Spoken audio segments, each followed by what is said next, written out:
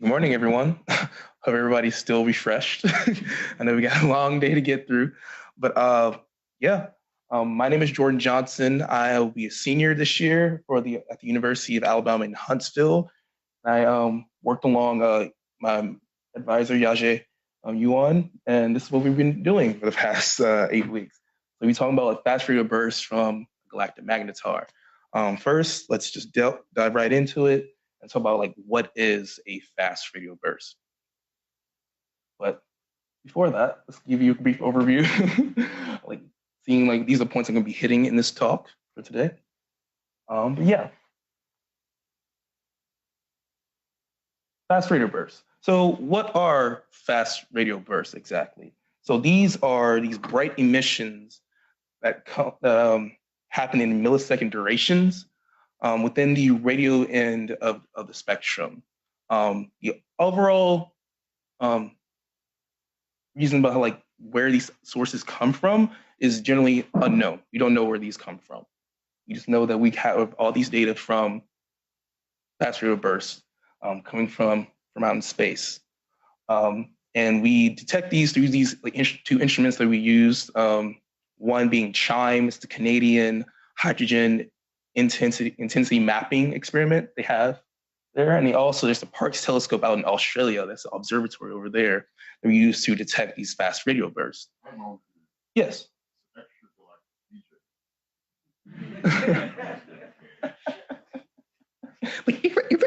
Yeah.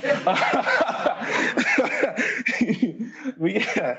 So over time, we've consistently gathered all this data from these extragalactic signals. So far, we haven't detected any sources coming within the Milky Way galaxy. But recently, we have received a fast radio burst within our own galaxy. And one way we've detected this, or at least one reason why we're able to detect this through these it's like potential sources.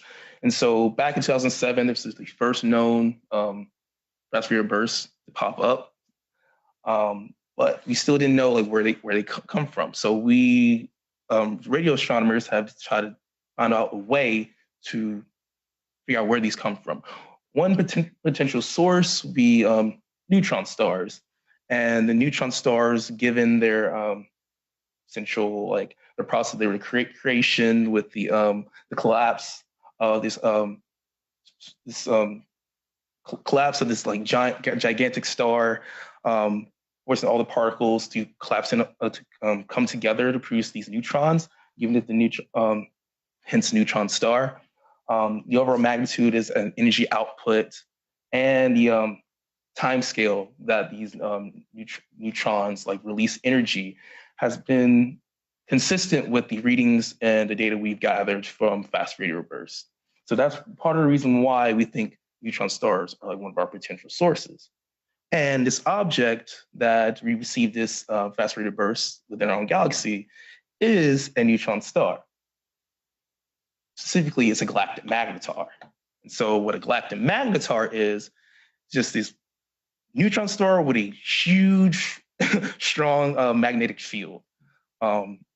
And so the interesting thing about this particular magnetar is that we received an X-ray emission along with two radio emissions. And so with these like this particular event, the energy output is very consistent with like how we think fast radio bursts come about and how we detected them and observed them. But to say, with these like observations, like as we gather more data, we can do like provide more evidence about like how this fast radio burst came to be with this magnetar. So let's get to the next slide. And I'm also going to talk about like how we predict that these fast radio bursts have come to be. And so one way we think that these come through a form called an alpha wave. And so this guy back in the 1940s, 1942, Hans Alphen decided like, let's take the mathematics of fluid dynamics and the mathematics of electromagnetism and combine them together to essentially state that plasma has a wave-like behavior. And so one method that we think that came about is that on the surface of this magnetar, there's like something called like a starquake, similar to an earthquake, happens on the surface of the star from like a small region. You shake this little region, and this region produces this energy, and it comes in this form of this alpha wave here. And so, in this like video, a little snapshot here, this energy jiggle from that little jiggle sends energy through this alpha wave, and the alpha wave acts and behaves like a string. So get that one picture in your head, it behaves like a string. And so that being said, the string like oscillates, and you have these little forces that try to bring it back into back to rest, normal state. And so these all behave on these magnetic field lines from this magnetar. And so this is one particular snapshot of this data. As you can see here, you have on your y-axis, you have your z component, gives you a top-down view of like what is alpha waves being projected from this magnetar, and then r just calculates the radial difference from the magnetar all the way out to this magnetosphere, and you can see the you see the magnetic field lines here, and these three plots are different. They have different bounds here, which correspond to the video that didn't play. It corresponded to like the colors of the alpha wave, the amplitudes, the red end being the positive end, blue end being the negative end. And so as the alpha wave progressed from the magnetar, as I said, that little starquake, it released that energy, and alpha wave was projected. And as it moved through the magnetic field lines, these magnetic field lines will be disturbed and be adjusted at a certain point in this process. Those field lines will start to break, quote unquote. And these little points where it breaks shows up these forms, these ejecta, these plasmoids here, little closed loops of these magnetic field lines that hold these pockets of energy. And as it progresses, the alpha wave will basically create this like a little shock wave.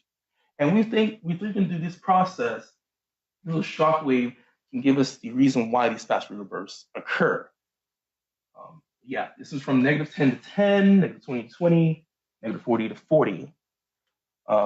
So what does this all mean? What it all means is that by adjusting the parameters of the amplitude of this amplitude of the alpha wave, we can see the energy output, meaning like how it affects the trajectory of this alpha wave. Because during this whole process, I was able to adjust the amplitude and also adjust the angle range where this alpha wave was being released. So like in that particular like snapshot, those plots, the angle range was from like 0.2 to 0.4. I was able to change that to like 0.4, 0.6, and it basically got it along the equator, and that totally gives you different reading of like how the plots will work out. So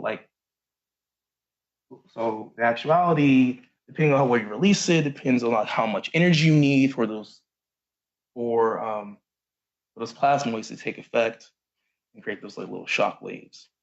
And so in the future, we look to change even more parameters, and also incorporate even a 3D part.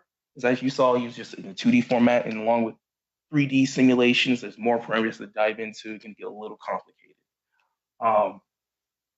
But with these challenges, we will also have more realistic results. You get to see like where can we move on from that point on. And hopefully, with further testing, we can use these predictions to make comparisons with our observational data and look to see like what more simulations and more more ideas of where these fast radio bursts come from. But yeah, thank you. Give thanks to everybody who came out today. Thanks to Casey, to Abigail, everyone in CCA, my research advisor, Yajay. It's been a pleasure. So thank you.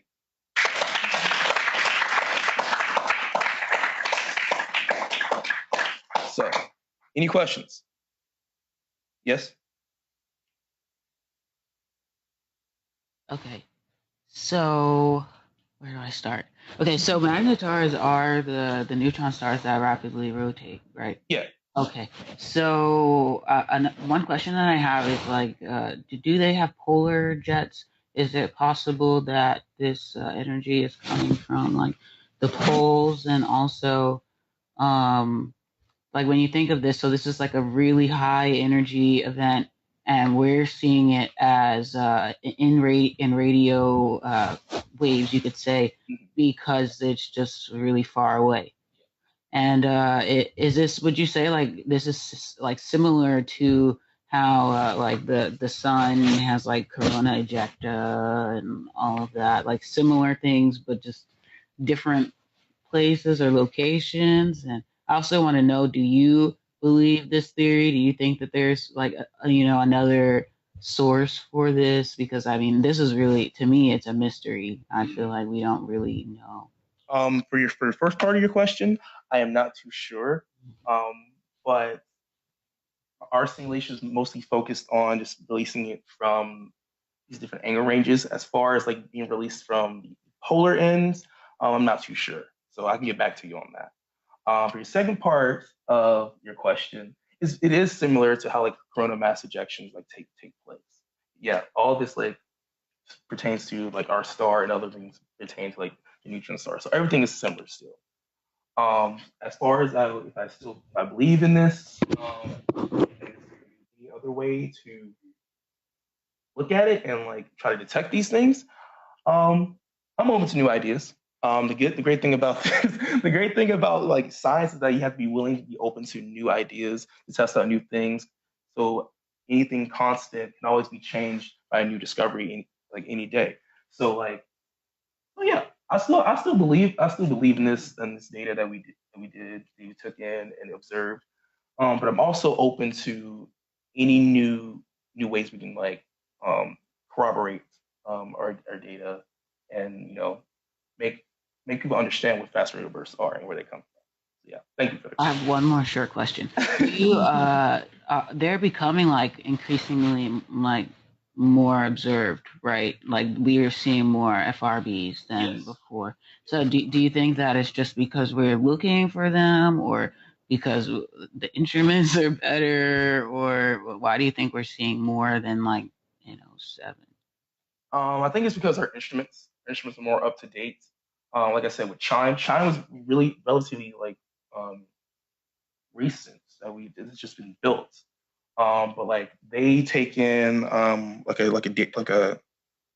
they do like high mapping like of hydrogen gas. But they take a sweep in from like about 200 to 400 like degrees, and a high frequency band at like 400 800 megahertz.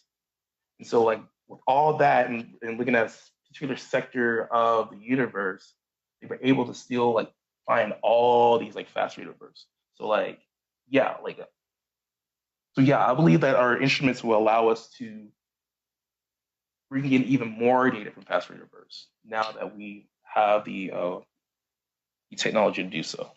Yeah. Well, yeah, just I mean, I know the history on Chime. Actually reviewed some of their proposals and things. It's really amazing, right? So they built this primarily to do, as you said, the H1, right? They're doing cosmology. They realized after these FRBs were being found in Australia that they had built an incredible instrument for FRBs if they would wrote the software.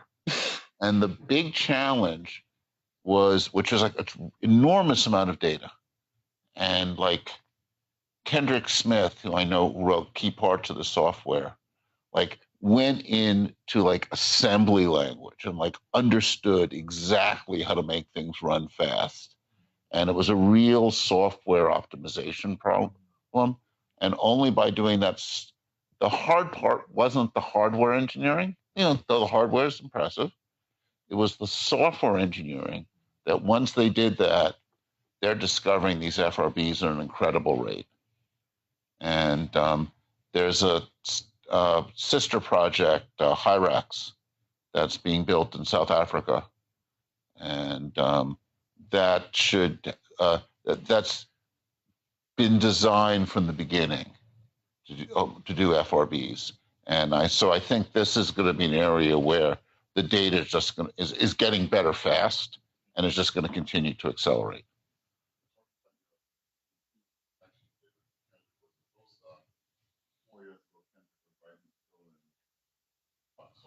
Yeah, he was working on this here. Yeah, on sabbatical. Amazing, man. Yeah. All right, Everett, you had a question? Yeah. So just out of curiosity, what internal processes in a dying star causes a rapidly rotating magnetar? Is that just the remaining angular momentum, or? You repeat your question, please? I'm sorry. So what internal processes causes a rapidly rotating magnetar? Is that just the remaining angular momentum, or is that something else? Not too sure, but if I were to answer as best as I can, I would say yeah, it'll still be the remaining angular momentum from like the gravitational collapse. So yeah.